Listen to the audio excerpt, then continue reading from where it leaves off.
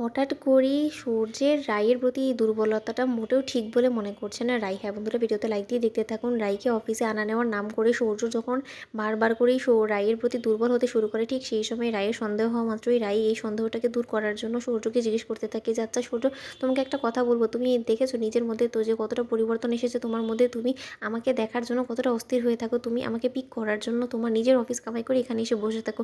এই একই জিনিসটা আমি লক্ষ্য করেছিলাম যখন কিনা আমরা অতীতে প্রেম করতাম। এই ঠিক একই জিনিসটা তুমি তখন করতে। তুমি এই জিনিসটা ভেবে দেখেছো তুমি কিসের জন্য আমার প্রতি এত দুর্বল হয়ে পড়ছো বলো তো সূর্য? তুমি একটা জিনিস ভুলে গেলে কিন্তু সূর্য চলবে না, যে আমি কিন্তু অনির্বাণের সাথে একটা রিলেশনে ছিলাম আর আমাদের যথেষ্ট পরিমাণে সম্পর্ক ভালো। আর আমরাই এখন হয়তো বা অনির্বাণের কাছ থেকে দূরে সরে গিয়েছি, কিন্তু তাই বলে অনির্বাণকে ভোলা কিন্তু আমার পক্ষে মোটেও সম্ভব না। আর তুমি যদি এটা ভেবে থাকো যে না, অনির্বাণের কাছ থেকে আমি এখন মুখ ফিরিয়ে নিয়েছি বিধায় আমি এখন তোমার কাছে ফিরে যাবো, তাহলে কিন্তু সেটা তোমার নিতান্তই ভুল ধারণা। তখন কথা বলা মাত্র সূর্য বলতে থাকে যে, কেন রাই, তোমার হঠাৎ করে এটা কেন মনে হলো যে আমি আবারও তোমার প্রতি দুর্বল হতে শুরু করেছি?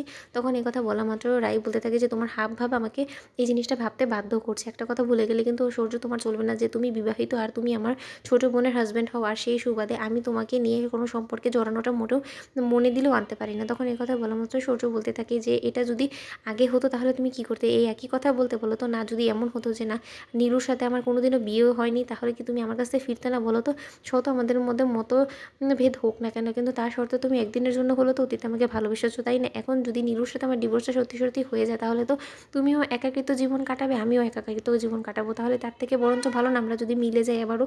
তখন কথা বলা মাত্র রাই বলতে থাকে যে, সূর্য এক্ষুনি তুমি গাড়ি থামো, আমি এক্ষুনি নেমে যাবো। তোমার মনের মধ্যে এতটা কুৎসিত নোংরা মন মানসিকতা তুমি পোষণ করে রেখেছো, সেটা যদি আমি আগে জানতাম তাহলে হয়তো বা তোমার সাথে আমি তোমার হাত ধরে এরকমভাবে তোমার সহযোগিতা চাইতাম না। কারণ আমি কোনোদিনও ভাবতে পারিনি যে তুমি সহযোগিতার নাম করে আরও একবার নিজের সম্পর্কটাকে আমার সাথে তৈরি করার চেষ্টা করবে। তখন কথা বলা মাত্র সূর্য বলতে থাকে যে, তোমার কিসের এত আপত্তি বলো তো? যখন কিনা আমি তোমার ছোটো বোনের হাজব্যান্ডই থাকবো না, তখন তো তোমার সাথে আমার আর অতীতের সম্পর্ক নিয়ে টানাপোড়া আর এত ভাবনা চিন্তা করার কোনো প্রয়োজন নেই রাই। তখন রাই বলতে থাকে যে, ছি ছি ছি ছি, আমার ঘেন্না করছে ভাবতে এটা, যে তুমি তোমার মনের মধ্যে এতটা কুৎসিত জিনিস ভেবে রেখেছো। যদি আমি আগে জানতাম তাহলে হয়তো আমি তোমার কাছ থেকে হেল্পও চাইতাম না সূর্য। আমি তোমাকে ভেবেছিলাম যে আমার বন্ধুর মতন, যে আমার এই দুর্দিনে তুমি হয়তো বা বন্ধু হিসেবে আমার পাশে থাকবে, কিন্তু তা না করে তুমি যে সুযোগের অপেক্ষায় ছিলে যে কবে আমি অনির্বাণকে ডিভোর্স দেওয়ার সিদ্ধান্ত নিবার, কবে তুমি আমার জীবনে নতুন করে ঢুকে পড়বে, আমার ছোটো বোনকে ঠকাবে, যদি এটা ভাবনা চিন্তা তোমার আমি আগে বুঝে থাকতাম তাহলে হয়তো বা কোনোদিনও তোমাকে আমি আমার বন্ধু বলে অ্যাকসেপ্ট করতাম না। তখন সৌর্য বলতে থাকে যে, কিসের জন্য তুমি আমাকে তোমার কাছ থেকে দূরে ঠেলে দিচ্ছ, আমাকে একটু বলতে পারো? কারণ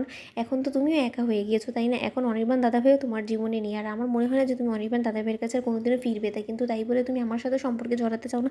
তাহলে কী করবে বলো তো রাই? কাকে নিয়ে বাঁচবে তুমি? এরকমভাবে একাকৃত জীবন মোটেও কাটানো যায় না রাই, এটা অসম্ভব। না তুমি পারবে, না আমি পারবো। তো বন্ধুরা, ভিডিওটি ভালো লাগলে লাইক, কমেন্ট, শেয়ার করে সাবস্ক্রাইব করতে ভুলো না।